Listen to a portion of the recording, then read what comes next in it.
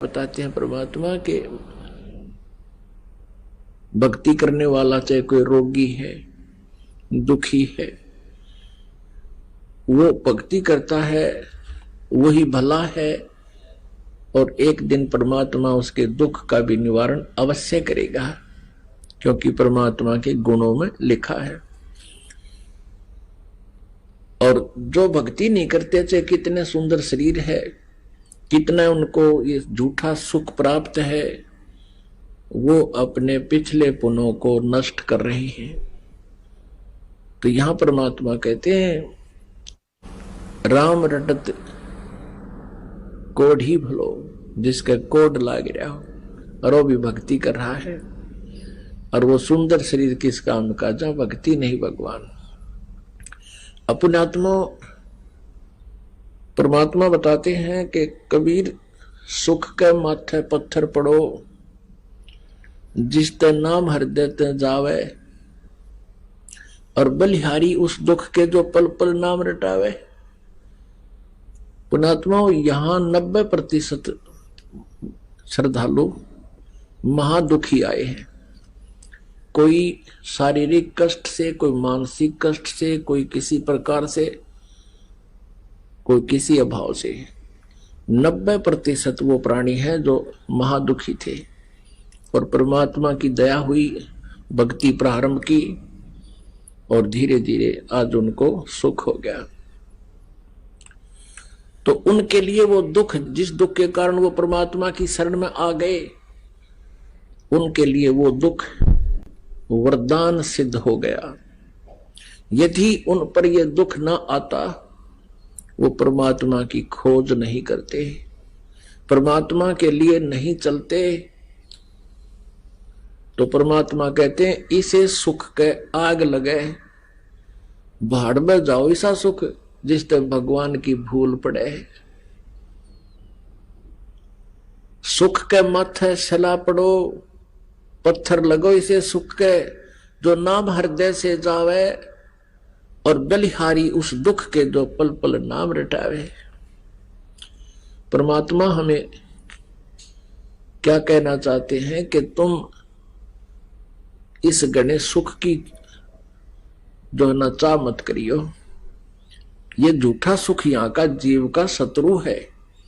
और परमात्मा थोड़ा बहुत कष्ट होता तो हमारे ही कर्मों का, क्योंकि हमारे कर्मों का अंत नहीं, पाप कर्म युगों युगों के ढेर लगे हुए हैं।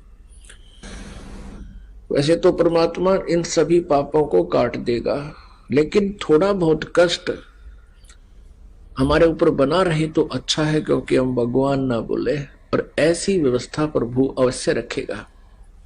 तो पुण्यात्मा परमात्मा यही बताना चाहते हैं कि राम रटत कन्या भली, और साकट भला ना पूत, जैसे बकरी के गल में गलथना, जिसमें दूध न मूत। अब देख कितनी प्यारी व्याख्या दी है कबीर भगवान ने, कि जो लड़की बेटी, अब हमारे समाज में एक विशेष कमजोरी रही है, और अब भी बहुत है, कि हम बेटे और बेटी में बहुत अंतर मानते रहे। हम पुत्र की प्राप्ति पर तो थाली पीटे, बधाई बांटा, बंडा और करा के उद मस्तार दे, नाचो और गाँव, और बेटी हो जा मुंह लटका कर बैठ जाए। हमारी ऐसी व्यवस्था थी। इसका कारण क्या था कि नकली गुरुओं ने समाज में ऐसी धारणा फैला दी कि बेटे बिना मुक्ति हो को ना, मोक्ष बेटे से होता है। और उधर से बेटी की ऐसी दुर्गति कर दी दहेज का कारण बना के। तो हम बेटियों में और बेटों में गणांतर मानन लागे। ये भी हमारी महाकमजोरी और भूल है, क्योंकि हम सारी उल्टी रीति अपना रहे हैं, जो हमें दुख दुख दे सकते हैं, सुख नहीं दे सकती। अब जैसे बेटी का विवाह कर दिया और बेटी ने नाम ले रखा है, वो अपने जीवन रूपी सफर में बेटी चलेगी, तो परमात्मा उसके ऊपर आने वाली आपत्तियों को खत्म कर देगा, बेटी को दुखी नहीं होने देगा। अब बेटी दुखी नहीं होगी तो माता पिता भी भक्ति ठीक से कर सकेंगे, क्योंकि बेटी दुखी होगी तो माता पिता भी टेंशन में हो जाएंगे। तो इसलिए परमात्मा कहते हैं राम रटत कन्या भली और साकट भला नपूत और छेरी के गल में गलथना जिसमें दूध नमूत। कहते हैं वो साकट बेटा, साकट उसे कहते हैं जो स्वयं भक्ति स्वयं भी नहीं करे और जो उसके अंतर्गत उसके प्रेशर में है, अधीन है, उनको भी भक्ति नहीं करने देता। अब पुत्र युवा हो जाता है, भक्ति वो करता नहीं, तो उसके जीवन में भी दुख आएंगे, क्योंकि यहां तो सुख और दुख दोनों का मिश्रण करके प्रारब्ध बना रखा है। अब वो पुत्र जो भक्ति नहीं कर रहा है, वो तो माता पिता भक्ति कर रहे हैं तो उनमें बाधक बनेंगे, क्योंकि कभी उस पर कुछ आपत्ति आ रही है, कहीं पर कुछ कबाड़ा कर रहा है वो। तो यहां परमात्मा कहते हैं वो भक्तिहीन बेटा, इस प्रकार माता पिता के वजन है उसके ऊपर, जैसे बकरी के गल में एक थन जैसी खाल लटका करती है, ना वो दूध होता उसमें, ना वो किसी अन्य काम आती, अर्थात फजूल का व्यर्थ का बोझ गल में लटका हुआ है। तो परमात्मा कहते हैं नाम रटत कन्या भली साकट भला नपूत, जैसे छेरी के गल में गलथना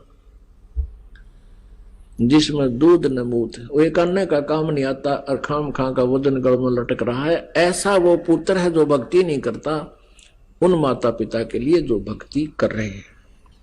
अब परमात्मा क्या याद दिलाते हैं, दुख में सुमरण सब करें सुख में करे ना कोई, जय सुख में सुमरण करें तो दुख का हेतु होई। सुख में सुमरण किया नहीं दुख में करते याद, कहे कबीरता दास की अब कौन सुने फरियाद। आए हैं सो जाएंगे राजा रंक फकीर, एक सिंहासन चढ़ चले। अगर आप ये वीडियो YouTube पर देख रहे हैं तो हमारे चैनल को सब्सक्राइब करें और बेल आइकन को दबाना ना भूलें।